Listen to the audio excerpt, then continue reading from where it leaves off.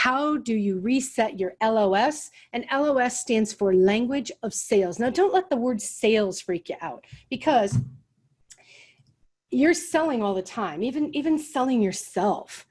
It's connecting with people through words, and I think words are critical. In fact, when Holly and I were first planning this, I even asked her, do you want an entire webinar just on right words, right time, for the right result? And we decided to do this today because we knew that everybody's been home a while.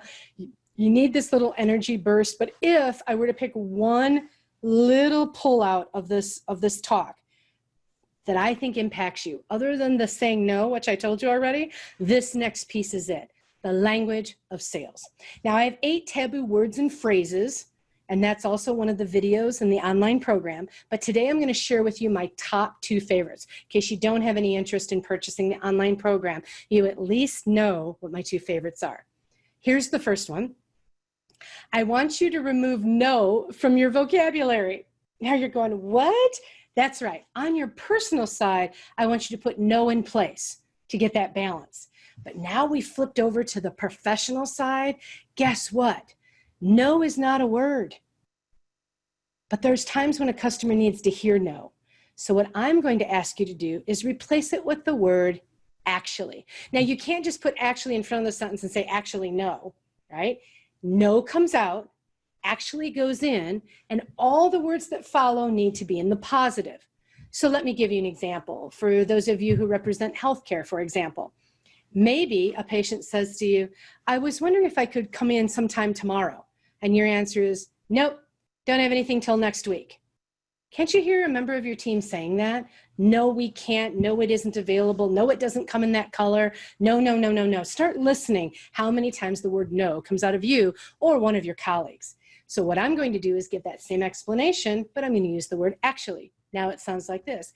Actually, our next opening is Monday at 2 o'clock. Would that work for you? No comes out, actually goes in. By the way, this strategy works fantastic in your personal life.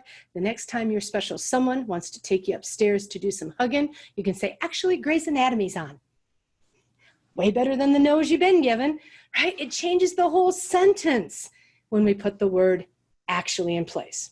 I want you to stuff your sorries in a sec. Some people think that sorry is fantastic customer service. And I have to say, I disagree. Now, there are 2 times when I do want you to say sorry. One, when an apology is owed. You messed up and that customer needs to hear the word sorry. And the second time is when it's a true show of empathy. I'm sorry you're going through this. I'm sorry this has happened to you, but it needs to be sincere. The rest of the time, let's see if there's better words. So let me give you an example. This is a picture from my local Best Buy store. It says, sorry for the inconvenience. This register is temporarily out of order. Now, first of all, this sign has been here and rotated to different registers for 4 years. There's nothing temporary about it. In fact, it's a pre-ordered sign. And even though it's not a big deal, the first word they're saying is sorry. So back here, back in my head, I'm thinking they're apologizing. All they'd have to do is change this sign to, we'd be delighted to help you at any one of our open registers. Hear how different that sounds? Here's another one. At my local grocery store, one time Planters Peanuts had a display where you buy a bag of trail mix and you rip off a coupon and you get a couple dollars off your trail mix. When all the coupons are gone, this is what it says. Sorry, all caps, exclamation point. All coupons have been depleted. Why are they apologizing? We're doing what they want us to do, and they're saying sorry. So I wrote a letter to Planners. I explained all of this, and I suggested that they use humor because they're in an industry where humor can work. Not all of you are, but for those of you who are, use humor where you can. I said that this sign should say nuts. Your neighbors beat you to it. Same result. They're not getting a coupon, but we are using the humor. And so I want you to take a look at, for example, a sign on a bathroom door that says, sorry, out of order, the management. Right? Let's change this. And I had a client that changed it to plungers needed, interested parties apply within. If you have construction going on in your location and you say something about sorry for, sorry for all the construction.